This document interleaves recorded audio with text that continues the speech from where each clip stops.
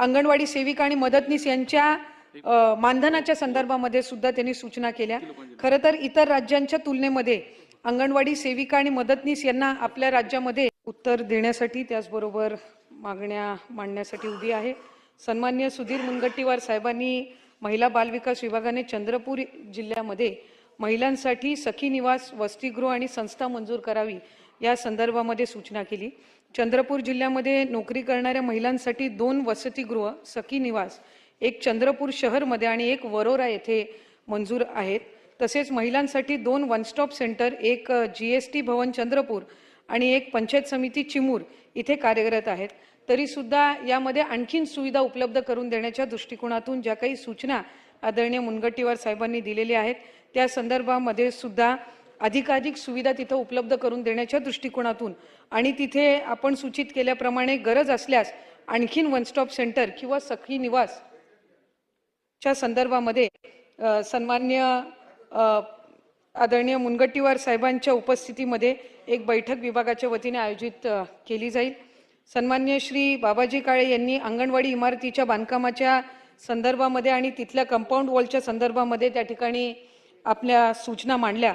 खरं तर 3% जिल्हा नियोजनमध्ये 3% राखीव हा महिला व बालविकास विभागाचा त्या ठिकाणी असतो। त्याच्यामध्ये सुद्धा अंगणवाड्यांच्या इमारती सुचवता येत असतात।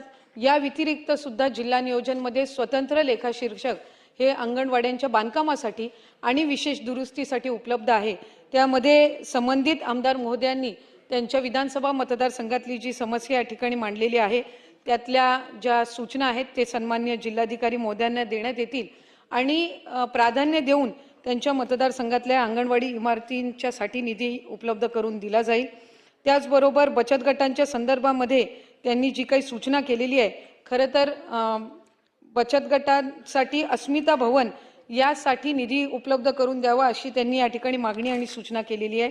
संबंधित बाब ही ग्रामविकास विभागाच्या अंतर्गत येते, त्यामुळे उमेद अभियानाअंतर्गत जे ग्रामविकास विभाग आहे यांना आम्ही त्या संदर्भामध्ये त्यांच्याकडे माहिती दिली जाईल आणि सन्माननीय आमदार महोदयांच्या या मागणीनुसार तिथं जर जागा उपलब्ध असेल तर यंदाच्या वर्षी ग्रामविकास विभागाकडून लवकरात लवकर त्याची मंजुरी मिळवण्याच्या दृष्टिकोनातून जो काही पाठपुरावा आहे तो केला जाईल। श्री रमेश बोरनारे साहेबांनी अंगणवाडीच्या इमारती संदर्भामध्ये या ठिकाणी 92 अंगणवाडी केंद्राच्या संदर्भामध्ये जी काही सूचना केलेली आहे त्या सूचनेनुसार तिथल्या जिल्हा परिषद छत्रपती संभाजीनगरचे मुख्य कार्यकारी अधिकारी यांना सर्वेक्षण करून त्या संदर्भातल्या उपाययोजना आणि त्याचबरोबर प्राधान्याने तिथल्या अंगणवाडींना जर इमारत नसेल तर ती उपलब्ध करून देण्याच्या दृष्टिकोनातून यंदाच्या जिल्हा नियोजनमध्ये तरतूद करण्यात यावी अशी सूचना सुद्धा विभागाच्या वतीने दिली जाईल। प्रभात संघासाठी उमेदसाठी एक कार्यालय उपलब्ध करून देण्याच्या संदर्भामध्ये आमदार महोदयांनी या ठिकाणी सूचना केलेली आहे। त्यामुळे ग्रामविकास विभागाच्या सोबत या संदर्भातला समन्वय साधून त्यांच्याकडून या संदर्भातली कारवाई केली जाईल। अभिजितजी पाटील यांनी बचत गट अस्मिता भवनचा पुन्हा एकदा विषय काढलेला आहे। ग्रामविकास विभागाला सदर त्यांच्या मागणीच्या संदर्भामध्ये आम्ही समन्वय साधू। पंढरपूर येथे वसतिगृह द्यावे अशी सुद्धा मागणी माननीय आमदार अभिजितजी पाटील यांनी केलेली आहे। आयुक्त महिला व बालविकास यांच्याकडून त्याच्यातला अहवाल मागवण्यात येईल।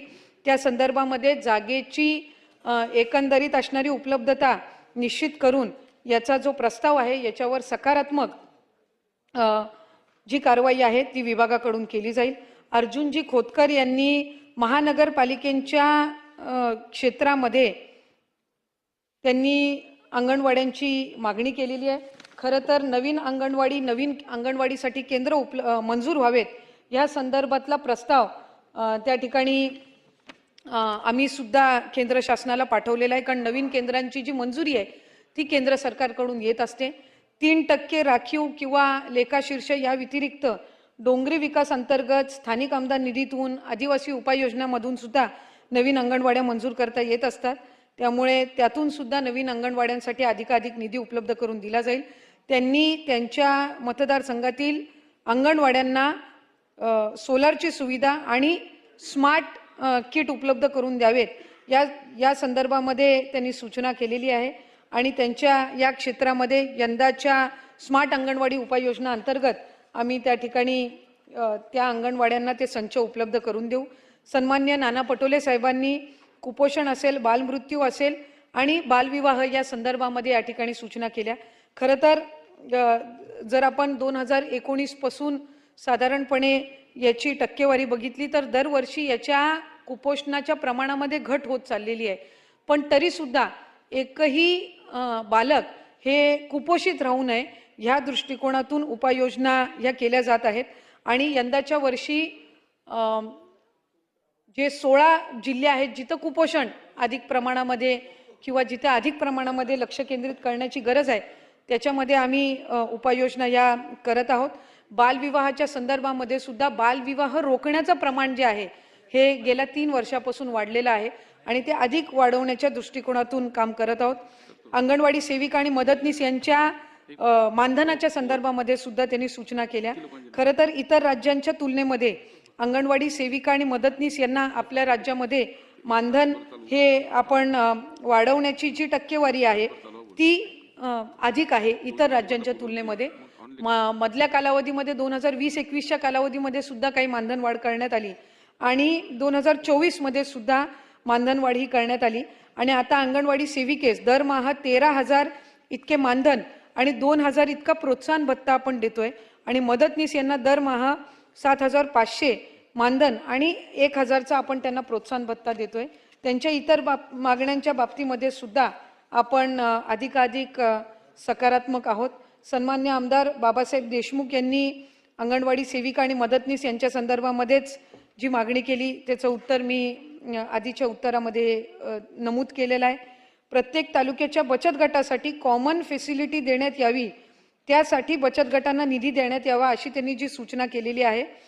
ज्या बचत गट महिला आर्थिक विकास बचत गटांच्या मध्ये स्थापन करण्यात आलेले असतील त्याच्या संदर्भातली कारवाई ही महिला व बालविकास विभागाकडून करण्यात येईल आणि जे ग्रामीण भागातले उमेदमध्ये रजिस्टर आहेत तर ते ग्रामविकासकडून करण्याच्या संदर्भामध्ये योग्य ती कारवाई ही केली जाईल।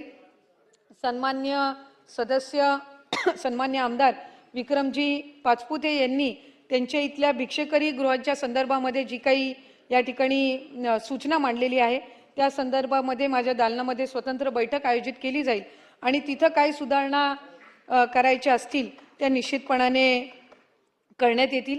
सन्मान्य आमदार देवेंद्रजी कोठे यांनी अंगणवाडी सेविकांच्या परिवेक्षितेतील पदाच्या पदोन्नती संदर्भामध्ये काही अडचणी ज्या मांडलेल्या आहेत त्याची सुद्धा नोंद घेऊन त्या आणखीन सुरळीत कशी करता येईल ती पदोन्नतीची प्रोसेस यासाठी सकारात्मक पावलं उचलली जातील आणि नवीन अंगणवाड्यांसाठी शासनाने जे केंद्र शासनाकडे प्रस्ताव पाठवलेले आहेत त्यामध्ये त्यांच्याही विधानसभा क्षेत्रातील काही असतील त्याचा सुद्धा पाठपुरावा हा विभागाकडून केला जाईल। अमोलजी खताळ यांनी संगमनेरमध्ये झालेल्या ॲसिड हल्ल्याच्या संदर्भामध्ये या ठिकाणी प्रश्न मांडला। खरं तर गेल्या अधिवेशनाच्या कालावधीमध्ये ही घटना घडलेली होती आणि सदर जी पीडित मुलगी आहे तिच्या कुटुंबाकडे सुद्धा मी प्रत्यक्ष या ठिकाणी गेलेली होती आणि यांना